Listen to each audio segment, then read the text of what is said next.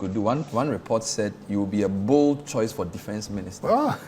Yeah, this was just, this story came on Monday. Why President Mahama should consider PK Amoabeng the bold choice for defense. Yeah. Who even wrote this story? I don't see the name. What do you think? No. As somebody said. Shafiq Nuruddin. As somebody said, I don't think. You don't think? Now, let's. Whenever I say my PENDREAM TV, PENDREAM TV there, I see them, yopo. Tonight is talking to Prince Kofi Amoabeng. He's been in the news for the past few weeks. I'm going to read a few headlines that have come up. You know, when I'm going to interview somebody, I just put his name in Google. So this is without prejudice to anything. I'm just reading the headlines. Why President John Mahama should consider PK Amoabeng the bold choice for defense. First story. Second story. PK Amoabeng scholars complete military leadership training at Achiase. And then deliberately create 10 Ghanaian billionaires. Kofi Amoabeng urges Mahama. That's story number 3. Or was it number 4? Number 3. Then 4. Kofi Amoabeng warns of deepening opportunity gap. Story number 4. 5. A selfie, a symbol, and a question. What future role could President Mahama have in mind for Prince Kofi Amoabeng? That's 5. And then Amoabeng fears toxic system will consume half of leaders he trains. Let's start with that. So even though you are preparing the man or the woman, you still feel the environment is terrible. It's toxic. It is what it is. I mean, what happens with the young people is that those who have the right values and cannot stand it, look outside. And even those outside and want to come back home, those who cannot drop their high values outside, they go back. Most of those who are able to stay drop their values and become Ghanaians. So in the same way, they drop their values and become Ghanaians. Yes. So in the same way, I know that I'm creating people with a different mindset, revolutionized mindset. But then, for example, I tell them that when you go, don't try to change things immediately. Stay cool, put in a compartment, and wait till you are in leadership position before you start changing. Otherwise, you will not fit. Before you realize, they throw you out. If you want to chop money here, we have been chopping, and you come and get yours. You say, as for PK Amoabeng, something. Oh, you have So you have to be subtle. Exactly. And I actually got a brain scientist, she's called. I said, come, talk to my people. I want you to tell them how they can keep these values and go into the system and behave like normal, but then keep it until when they're in leadership position. Wow. So that's a challenge that I have. That's why I fear that maybe the system will consume about half, but at least we'll try. When you say a toxic system, can you elaborate? So are you saying like Ghana or what are the 1 or 2 Ghanaian behaviors that you believe are just bad, which will contaminate somebody who wants to do the right thing? You know, almost everywhere. Bernard, even when you go to a meeting on time, you are the bad fellow. We are too known. You know, even in elementary school, when you are too bright, they say you are a witch. So the mindset, the African mindset is something else. We don't want to see excellence. And we have jealousies and enviness and pull him down and lack of respect. It's too much. So I can't say 1 or 2. It's a bad thing. We have to change it. How tough is it to change a workplace? Because I was talking to a public sector leader today, and he complained a lot about how people are determined to steal. And if you try to stop them, they may even withdraw. Oh yeah, they will break into your they want to destroy you. They will lie, they will scheme against you to get you out. Everything. Even me at UT. And nobody knew what I stood for. I mean, I will come. And this is your own company? My own company that I built from scratch. I will come and people are having lunch, take my plate and queue from the back to show them that I respect everybody. And I'm one of you. Still, some people don't like me and the way I run the company. People that are given opportunities wanted to change the culture that I had. And that's why it got worse when we became so big and we absorbed another company. But the stories they will spin around you, unbelievable. I mean, some story that was spin around me, which pains me today, I can't even say it here because other people are involved. Wow. So we are really, really horrible unto ourselves. And it's not a problem. That's obvious, that's why we're not developing. I mean, statesmen and name it, we say that we have gold, we have this, and then, I said, no. We will never, ever move until we change this mindset. So the most important limitation to development is the mindset? It's the mindset. If we can get a few people in leadership right, we can change. But it won't be easy, to your point. As you try to change it, come and see scheming. So which means that a real leader's job is not necessarily to excel on his own, but to build an institution that is fit for purpose, in a sense. And be ruthless about it.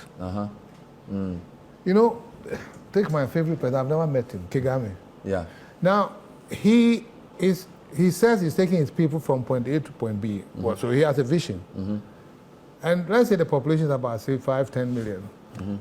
If they are about 100, 1,000 pulling against what he wants to do, kill them. Just like that. Because they won't let the 5 million move. You should be ruthless to say that. Okay, you're a soldier, so you can say that. No. But otherwise, what can you do? Listen, Lee Kuan Yew jailed his top ministers. That's kind of... but it's different from jailing is different from killing. No. But, sometimes... in some countries like China, the punishment for certain types of corruption is death sentence. Complete. So they want to use that as a deterrent. Yes. You know, sanctioning is a big part of leadership. You should be able to sanction without bending, nothing. There's the rule. And if you go outside it, what's the prescribed sanction? And apply it, even if it's your father. But in Africa, it's not possible. Because there are too many, what do you call them? Jantua people. You know Jantua? No, Jantua is those who come to plead. I mean, this week, the NIMOS, the people who are fighting Galamsey, did a report and said chiefs and politicians are interfering in their work. And they were actually speaking to the media, openly. When we try and do the work, it won't go. A chief or a politician will call, and so it's frustrating. The guy was so frustrated he had to speak to the media. Yeah. He didn't cover his face. That is what it is. No, it's a fact. Yeah. So it's a bit... People are arrested for all kinds of crimes, and then you find so-called powerful people who talk to the president or talk to somebody, and therefore nothing gets done, or the system gets delayed. So you must be ruthless. Ruthless, not that you are ruthless as wicked and autocratic. Ruthless as in applying the institutions and the laws. Then I don't want to get into this controversy, but a lot of the countries we admire, you've just mentioned Kagame, Lee Kuan Yew, Singapore, South Korea, even China.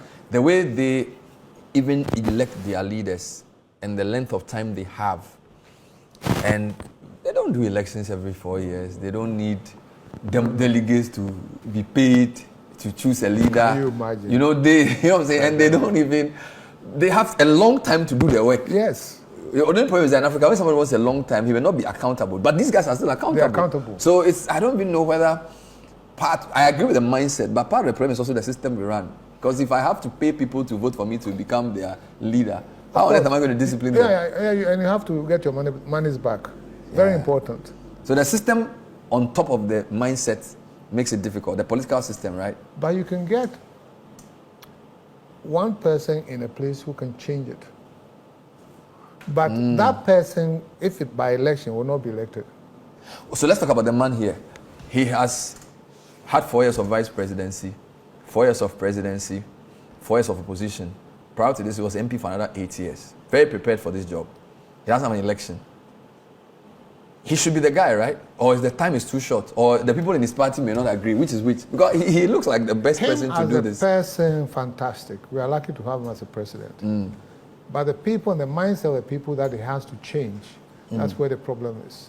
Your most trusted people that you put in charge of things, when you are not looking, the kind of thing they can do. Because especially when they've spent money to be in the position they are, they must put the monies back. So I don't know how you're going to stop all of them. Because anybody who is in there, even all the MPs, they've spent monies. and they need to put their money back and build a war chest for the next one. So I pity my friend, the president. He means well. I mean, like last term, you want to deliver to people. And from his pronouncements and from his own attention, involvement, and moving from place to place to ensure things happen, he means well. But you are not sure if everybody with him... I'm sure that not everybody with him will do it. Not that I'm not sure. I'm sure that a lot of people who are supposed to be with him are not carried away by the emotion and the love for the people that he has. He won't have it. Then our journey in the wilderness will be long.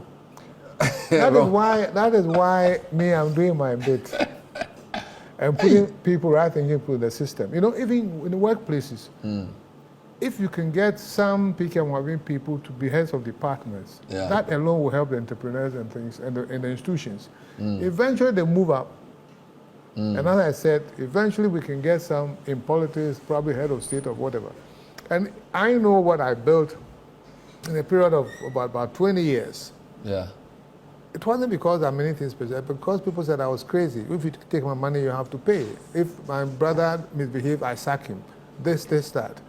It's a matter of being principled and disciplined to a fault. I'm looking at some of the people on your board. Yeah. This is heavy. Justice Kufu, I've interviewed a few times. Professor Tuahene Jima, who's probably the leading African scholar on innovation. Kwesi Amoafo tried to be president at some point, tech guy. Angela Chematin-Jemo, formerly IBM.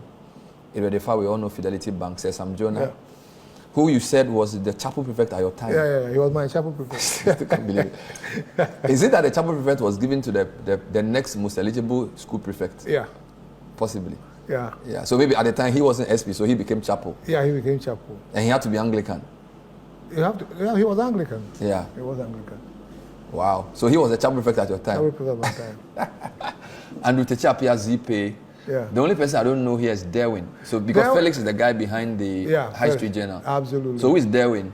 Derwin is a friend of mine who has a huge association, Americans, Israelis, but he's basically based in Singapore.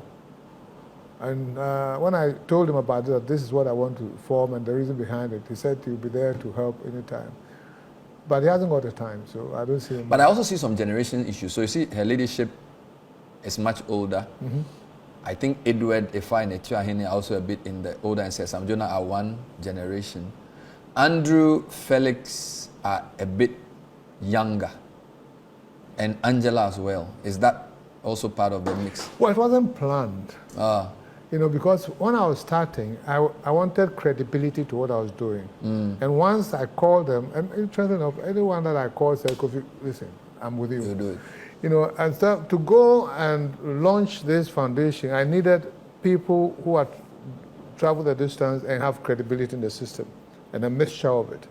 So that when I say this is what I'm doing, you will believe it and give me the necessary support and the way to move forward. And they've been their names alone. So do the fellows get to interact with these guys? Some of them. Yeah. Some of them. Yeah. Some of them are too busy, but the leadership has been at graduation, and Kwesi Amoafo is always there. DFA, I think, has been there once. Sam Jonah has been there. And then Felix is almost full-time, almost like a management team member. DF has done so well with his bank because he's also sort of left it. He's built it and he's not running it anymore. You know, it's not easy to build something and let it run in your absence. Yeah, but his was also a bit different. He had shareholders and board members, substantive shareholders who were outside, as in the state, Senate, Ecobank and others. I don't know the list, but so they were there to give support and to guide him and things like for him to come out of it. And they were powerful too in the boardroom. So after he served and built a great institution, then he said, I'm stepping out. Yeah. Where do you know Andrew from? Andrew Techiapia? Andrew went to school with my son, actually, in Adesado. And then he came to work at the UT. In actual fact, Z-Pay license was UT license that they used. Are you serious? Yeah. Because we had a license, FSA UK. And then he came and he said, this is what he's done. I looked at business plan and I said, listen, we are not using it. Run with it. How impressed have you been about his success? He's in almost 19 African countries. I think as we speak, I don't know, because I think there are few issues that I'm yet to understand. But I mean, for him to grow a business and be number one on Ghana Club 100, I want to congratulate him. I said, this is a feat that no company has done. And then I hope hubris doesn't set in, because you think it becomes impossible. I went through it when I was expanding to Nigeria and South Africa. People were saying, watch Nigeria. I said, I'll go. It. You know. So, but I hear there are a few problems, but I'm praying as that there would be. I'm praying that things will settle down and he'll go over it. Yeah, the challenge with a lot of people in Africa is we don't have a lot of industrialists. So you know a lot of the people you've picked out. We do well with financial sector, you know, ideas, but building company that manufactures shoes, clothes, bags, what China, India, Vietnam and co. I feel that seems to be one of the challenges for our continent. So you can have very intelligent people, but they are mostly in the services sector. I mean, I'm not downplaying its importance, but you need people who can make things too, which is where the transformation should take place, don't you think? But there are a few, yeah, you are right, a few. Say Casapeco, for instance, you know, and then you have a few of them, but ours tend to go to, if anything, the Lebanese and Indians. And they seem to be the ones that are successful in that field. The point is that it's difficult to finance those people, those who want to go into industry and things like that. And I must say, when I was at UT, we took some of our risks and we tried to finance some of these people. The problem is that there are too many challenges in there. Because you have maybe a 2-year plan to finish a plant and things like that. Then something happens and it stalls and it goes to 4 or 5. So again, the banks are not too comfortable. But you need to devote from some funds to go into those areas. So you are right. But and some also feel that the banking system and the financial system generally is too focused on commerce and quick turnaround. And that we don't have enough long-term patient capital that the kinds of things that we really need to, you know, like I understand large-scale agriculture kind of thing. But the point is that when you have a thriving treasury bill regime, long-term, when within a year I'm doubling my money and things, then you say long-term. So see, it has to be dictated by the say Bank of Ghana for. And that is exactly what this government is doing. I mean, they fix the exchange rate. It's almost stable. People now are between 10 and 12. We always know it's in the same. And then interest rates have come down. And then what do you call it? Inflation rate. Has also come These down. are the things that will determine whether monies will go into long-term projects. Which means that for now, the incentive to keep buying T-bills may be reducing. It's reduced. And you know that if you put your monies in a bit of long-term, the cedi is not going to depreciate harshly to the point where it makes people will prefer the cedi to the dollar in a sense. That's true. So, in short, the government is tackling all the essential things to ensure that we can develop and grow businesses, long-term, whatever. But it takes a bit of time for people to appreciate it and to believe in it. Because if you if you know where the cedi is coming from, and when we say 60 years of cedi and sovereignty, I laugh. That celebration was interesting. BOG. Yeah, it's okay. I mean, there's 60 years, but the 60 has done woefully. And this is even cedi redenominated. So if they had kept the cedi, now you are talking. If they talk about cedi properly, it's 120,000 to $1. There's nothing to celebrate. No, there's nothing to celebrate. No. You can mention it. Because if you didn't redenominate, you'd be 128,000 cedis to the dollar. Yeah. So what kind of currency is that? And when I was in university, it was like 10,000 cedis. God. You know, so we've been in deep trouble. We'll be back. When we come back, we'll talk a few points. This is Prince Kofi Amoabeng live on The Point of View. Stay with us. Still talking to Prince Kofi Amoabeng, founder of UT, now the curator of the PK Amoabeng Scholars. It's not just scholarship, it's military jungle warfare ship, all laced in one. I wanted to comment on 2 other stories I saw where you said Mahama should create 10 Ghanaian billionaires. Somebody disagreed when this story came out and said, why don't you rather build a strong middle class? Explain what you're trying to say.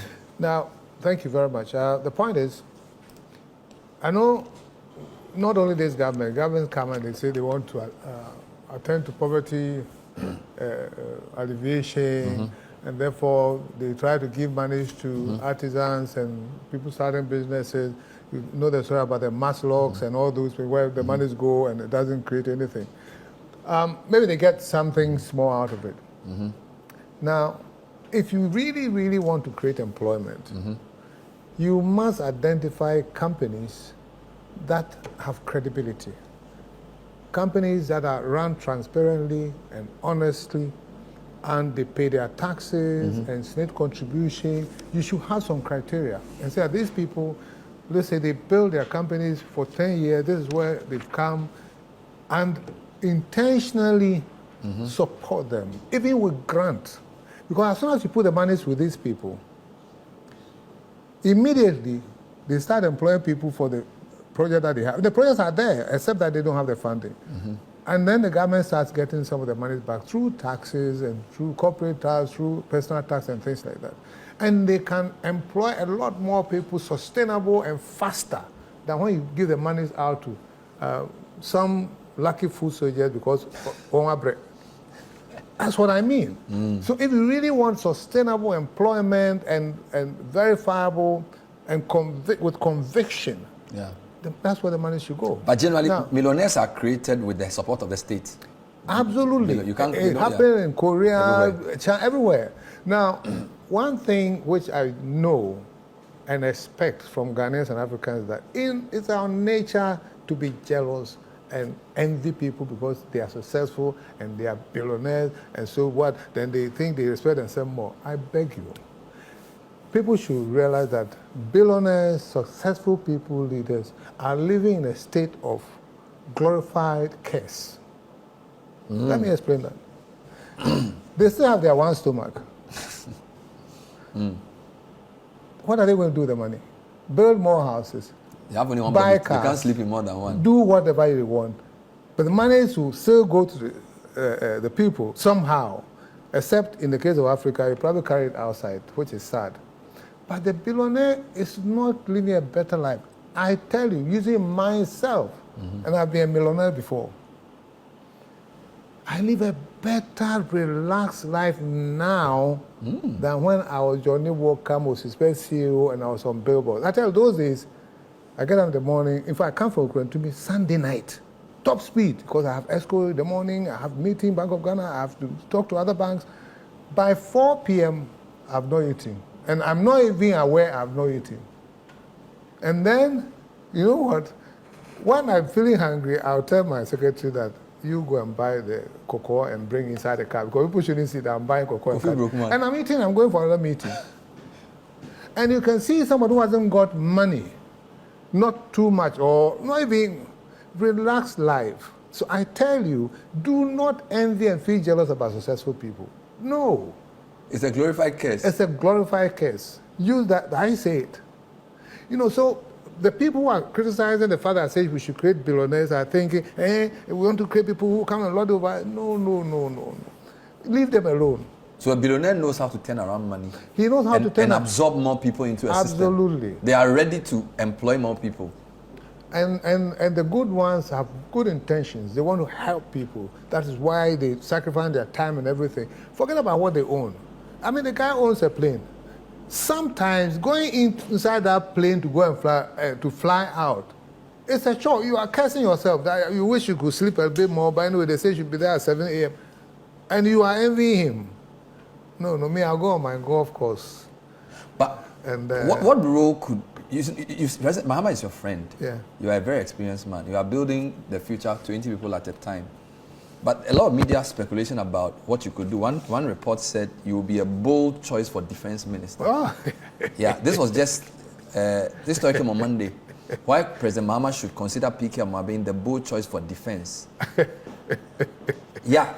Who even wrote this story? I don't see the name. What do you think? No. As somebody said. Shafiq Nuruddin. As somebody said, I don't think. You don't think? Now, listen. As we sit here, yeah, and I feel relaxed and laughing and everything, I've been in court. 7 years? Yeah. I've been in court for 7 years. The case is still there in court. Are you the one in court or they've taken you to court? Or they've taken me to court as a criminal. The state versus Prince Kofi Amoabeng. This was something that was designed by MPP, very, very effective.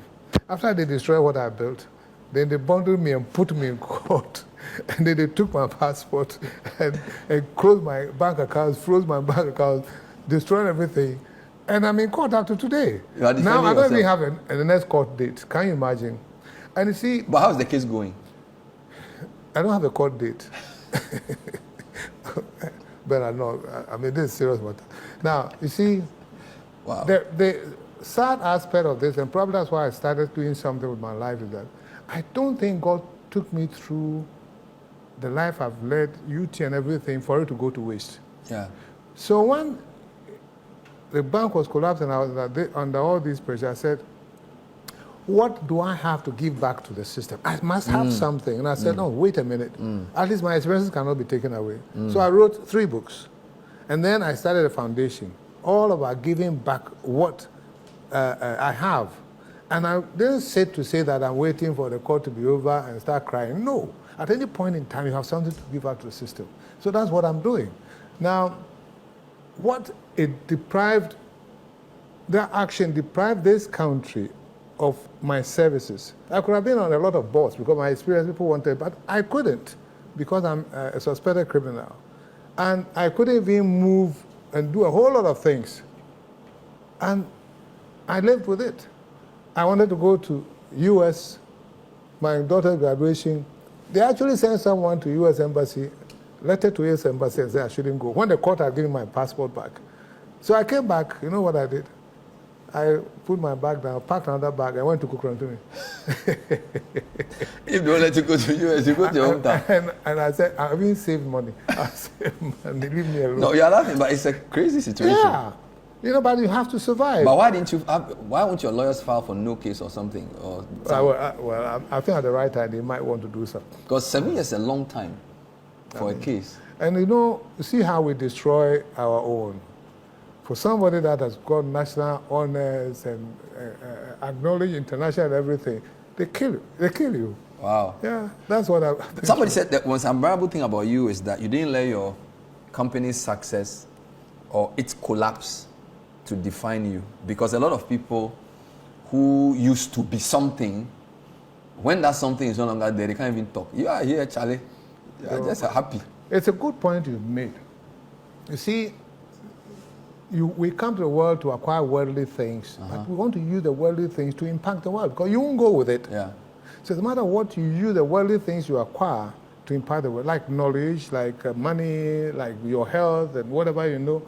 And so, for me, when I was, say, at the top of things, I still had one shoe, I had one watch, I had one car that I was driving myself. I would queue in the cafeteria. So I didn't.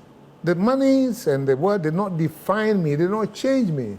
So when it wasn't there, I still can afford one shoe.